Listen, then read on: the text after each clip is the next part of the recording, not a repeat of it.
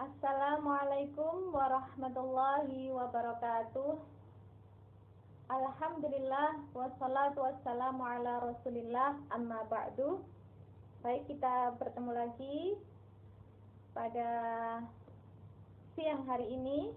Kali ini saya akan membahas tentang al-ghuslu. Apa artinya al-ghuslu? Yaitu mandi. Baik, saya bacakan kitabnya, kitab fikih ini. Bismillahirrahmanirrahim. Makna al-ghusli, yaitu makna dari mandi. Huwa fil lughah, dalam bahasanya, yaitu sailanul ma'i ala syai'i ayyan kana, yaitu mengalirnya air pada sesuatu apapun. Itu menurut bahasa, mengalirnya air pada atau mengaliri air pada sesuatu apapun. Wa syar'an, dan menurut istilahnya, yaitu jiryanul ma'i 'alal badani biniyatin makhsusatin. Menurut istilahnya, yaitu mengalirnya air pada tubuh dengan niat yang khusus. Itu mandi menurut istilahnya. Selanjutnya, dalilu masyru'iyatihi, dalil disyariatkannya mandi. Minha qauluhu ta'ala, diantaranya firman Allah Ta'ala, a'udzu billahi minasyaitonir rajim. Bismillahirrahmanirrahim. Innallaha yuhibbut tawwabina wa yuhibbul mutatahhirin. Shadaqallahul azim. Innallaha, bahwa sesungguhnya Allah, yuhibbut tawwabina, itu mencintai orang-orang yang bertaubat, wa yuhibbul mutatahhirin, dan mencintai orang-orang yang bersuci, yang suka bersuci. Jadi diantaranya mandi itu adalah akan dicintai oleh Allah karena bersuci.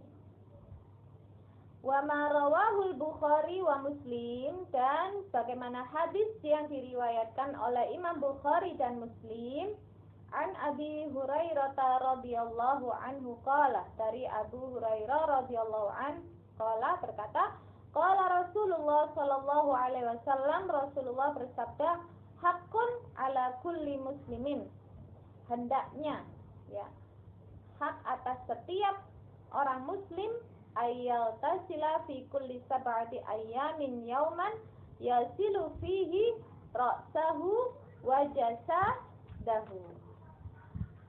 Ya, jadi ini disyariatkan mandi, ya, sebagaimana hadis yang telah dibaca tadi, ya, itu termasuk kebersihan, yaitu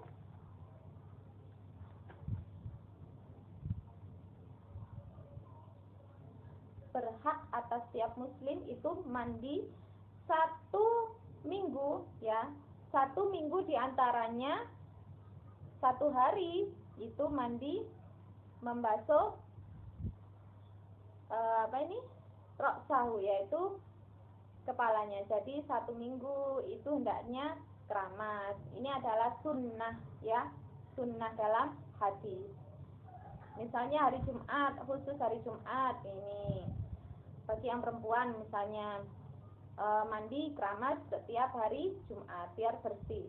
Ini minim 1 minggu sekali. Kalau setiap hari lebih bagus, lebih bersih. Ya, ini yasilu fihi ra'sahu wa jasadahu, yaitu membasuh ra'sunya, kepalanya dan badannya. Itu minim 1 minggu sekali. Ya, sunnah dibersihkan semua, seluruh tubuhnya dari kepala hingga kaki. Selanjutnya, hikmatu masyru'iyatihi, hikmah disyariatkannya, yaitu lil ghusli hikamun katsiratun. Ya, mandi itu ada beberapa hikmah yang banyak. Wa fawaidun muta'addidah, dan faedah-faedah yang bermacam-macam. Wa minha, diantaranya yang pertama, husulus sawabi, yaitu akan mendapatkan pahala. Kemudian yang kedua, husulun nadhafah, kita akan mendapatkan kebersihan. Kemudian yang ketiga, husulun nasyab, kita akan semangat. Nah, kan segar jadi semangat. Husulun nasyab. Itu ya, jadi banyak hikmah dan faedahnya. Kemudian aqsamul ghusli, nah, macam-macam mandi ini ada berapa? Wal ghuslu qismani. Mandi itu ada dua, dibagi menjadi dua, yaitu pertama ghuslun mafrudun, mandi yang fardu, mandi wajib. Wal ghuslun mandubun, dan mandi yang sunnah. Yang pertama al ghuslul mafrudu, mandi yang wajib, wa huwa alladzi la tasihul ibadatul muftaqirra ila tuhrin bidunihi. Nah, yaitu ibadah kita ketika melakukan ibadah itu tidak sah kalau kita tidak bersuci. Nah, ini kalau mandi wajib ya, idza wajadat asbabahu, karena ada sebabnya. Wahya al-janabah, seperti al-janabah ketika mandi junub itu wajib. Kemudian haid, mandi setelah suci dari haid itu juga wajib. Wal wiladah, dan mandi setelah melahirkan, nah itu fardu wajib. Wal maut, dan mandinya orang meninggal. Kemudian yang kedua yaitu al-ghuslul mandubu, mandi yang disunnahkan. Wa bi'ibaratin ukhra, dan ibarat lain al-alsalul masnunah, mandi-mandi yang disunnahkan. Wa hiyallati tasihus shalah biduniha, yaitu sholatnya itu tetap sah meskipun tidak mandi. Walakin, nah ini mandi sunnah ya, bukan wajib. Walakin asyar'u nudiba ilaiha li'tibaratin katsira, tetapi syariat itu mensunnahkannya karena beberapa ibarat ya. Ghusl Jum'ah, seperti mandi hari Jumat, wa ghuslul Aidaini, dan mandi dua hari raya, Idul Adha, Idul Fitri, wa ghuslul kusufaini, dan mandi dua gerhana, baik gerhana bulan atau gerhana matahari. Wa ghuslul istisqa'i, dan mandi ketika akan sholat istisqa. Wal ghuslu min ghuslil mayyit, dan mandi setelah memandikan mayit. Itu sunnah ya mandinya. Wal alsalul muta'alliqah bil haji, dan beberapa mandi yang berkaitan dengan ibadah haji. Itu termasuk mandi-mandi yang disunnahkan. Selanjutnya kaifiyatul ghusli, ya cara mandi nih. Kaifiyatul wajibah, kalau mandi wajib. Yang pertama yaitu an-niyah indal badai yasilul jism, yaitu niat ketika akan pertama kali membasuh tubuhnya. Jadi fardu wajib ya, pertama itu niat. Nah, niat menghilangkan hadas besar karena Allah Ta'ala. Pakai bahasa Indonesia nggak apa-apa. Aku niat mandi besar ya, untuk menghilangkan hadas besar, fardu karena Allah Ta'ala. Nawaitul ghusla liraf'il hadasil akbari minal haidi, misalnya fardholillahi ta'ala. Atau nawaitul ghusla liraf'il hadasil akbar minal janabah fardholillahi ta'ala. Saya niat mandi besar untuk menghilangkan hadas besar dari haid, difardukan karena Allah Ta'ala ya. Jadi setiap aktivitas kita itu wajib untuk berniat ya, terutama ibadah fardu ini, mandi fardu itu juga pertama syaratnya adalah niat. Kemudian yang kedua yaitu ghuslu jami'i dhahiril jismi bil ma, yaitu membasuh semua anggota jisim, anggota tubuh yang terlihat ya, yang dhahir dengan air. Bashron wa sya'ron, baik itu kulit dan rambut. Ma'isalil ma'i ila batinis sya'ri wa usulihi, dengan mengalirkan air ya pada bawah ke bawah ini rambutnya, sya'ri wa usulihi, dan semuanya ya. Jadi semua anggota tubuh kita yang masih menempel pada kita ketika mandi wajib itu harus dibasuh, anggota yang dohir, yang nampak ya.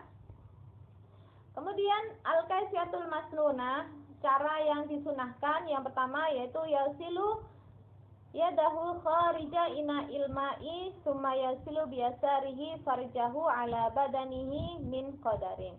Ini sunnah ya, yaitu membasuh tangannya dulu dengan tempat air ya. Mungkin tangannya ada yang kotor, itu dibasuh dulu dengan air Ya, setelah itu membasuh, ya mohon maaf ini ya silu biasarihi, membasuh dengan kanan kirinya farjahu, yaitu kemaluannya, ala badanihi min qadarin, yaitu membersihkan apa yang ada di farjinya, kotoran-kotoran. Diambil dulu kotorannya biar bersih. Summa yadulukuha bimangzofin, ya ini kemudian dikasih apa? Sabun. Setelah kotorannya dicuci bersih, ya kemudian dikasih sabun. Itu sunnah pertama, membersihkan farjinya. Kemudian sunnah yang kedua yaitu yatawaddau wudu'an kamilan, yaitu wudu yang sempurna. Wa an akhira rijlaihi hatta nihayatil ghusli fala ba'sa. Nah, ketika di akhir, ya hingga akhir kakinya, maksudnya membasuh wudu ini, bahkan ketika mandi punya wudu itu juga nggak apa-apa. Di awal sudah wudu, kemudian pas mandi tidak batal wudunya, nah itu tetap sah wudunya, masih ada. Kemudian yang ketiga, yukhallilu sya'ra ra'sihi bima'in, yaitu menyela kepala rambut kepalanya dengan air di sela-sela. Ini sunnah ya, supaya terkena air semuanya. Summa yasilu ra'sahu salasan, kemudian membasuh ini kepalanya 3 kali. Ini sunnah. Kemudian yang keempat, yasilu syaqqahul aiman sumal aisar, yaitu mendahulukan bagian kanan kemudian kiri. Ini sunnah. Kemudian yang kelima, yadulluka jismahu wa yuwalli ay bitatabu'in, yaitu menggunakan tangan ya untuk bagian tubuhnya, ay bitatabu'in atau bersambung, bainal wuslil a'dha khurujan, nah itu bersambung antara anggota tubuh yang lain dan yang satunya. Jadi kalau mandi ini bersambung ya, tidak harus terus menerus. Khurujan min khilafin man aujaba dalika wahum al-maliki. Kalau Imam Maliki itu wajib langsung dibasuh semuanya, harus selesai. Kalau Imam Syafi'i boleh tatabu, yaitu bersambung.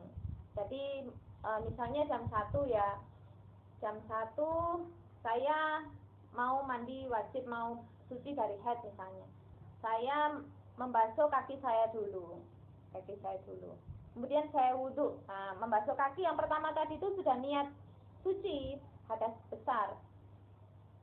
Kemudian saya wudhu. Nah, nanti saya lanjutkan lagi membasuh bagian yang lain. Nanti itu boleh. Kalau Imam Syafi'i boleh, tidak harus langsung. Ya. 1 jam lagi nanti saya membasuh bagian yang lain. Nah, itu boleh kalau Imam Syafi'i. Ya. Kemudian yang keenam yaitu yata'ahadu ma'atofihi bil ghusli, yaitu membersihkan bagian dalam. Wadalika bi ayakhudal ma' fayasilu kullu mawdi'in min jismihi fihim aitafu au tawa, ya, jadi mengambil air kemudian dibasuhkan pada seluruh tubuhnya. Kalau uduna ini seperti ini kan, telinga saya di sela-selai itu ya, baik yang di dalam sini itu dibersihkan, itu sunnah ya. Wadakhilas sirruh wal ito, dan ini loh udel itu kan, nah itu sunnah juga.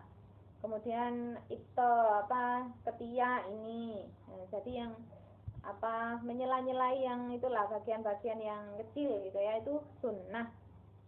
Wa in guliba ala dhannihi annal ma'a la yaslu alaihima illa bidzalika kana wajiban. Ketika itu dia menyangka air itu tidak masuk, tidak sampai ke situ, maka itu dia anggap wajib membasuhnya. Kemudian sunnah yang ketujuh yaitu taslisu a'malil ghusli qiyasan 'alal wudu'i, yaitu 3 kali ya, melakukan membasuh tubuh mandi. Itu maksudnya membasuh ini tangan kanan 3 kali. Nah, ini 3 kali itu dikiaskan pada berwudu. Ini adalah sunnah ya, beberapa sunnahnya. Kemudian makruhatul ghusli, makruh-makruhnya mandi, yaitu yang pertama al-israfu fil ma'i Lima marra maka fi makruhatil wudu, yaitu israf, berlebih-lebihan dalam menggunakan air, sebagaimana yang telah dijelaskan dalam kemakruhan berwudu. Li'annahu khilafun fa'alahu sallallahu alaihi wasallam, karena itu adalah berbeda dengan apa yang dilakukan oleh Rasulullah sallallahu alaihi wasallam. Ya, semoga kita bisa sederhana menggunakan air, tidak terlalu berlebihan, tidak terlalu sedikit. Kemudian yang kedua yaitu al-ilsalu fil ma'ir rakid. Al-ilsalu fil ma'ir rakid, mandi di air yang sedikit atau air yang menggenang. Nah, itu makro ya. Jangan mandi di air yang sedikit atau air yang menggenang. Usahakan mandi pada air yang banyak, yang bisa mengalir. Itu adalah lebih baik. Baik, alhamdulillah telah saya jelaskan tadi beberapa hukum fikih tentang mandi. Semoga bermanfaat. Wabillahi taufiq wal hidayah waridha wal inayah. Wassalamualaikum warahmatullahi wabarakatuh.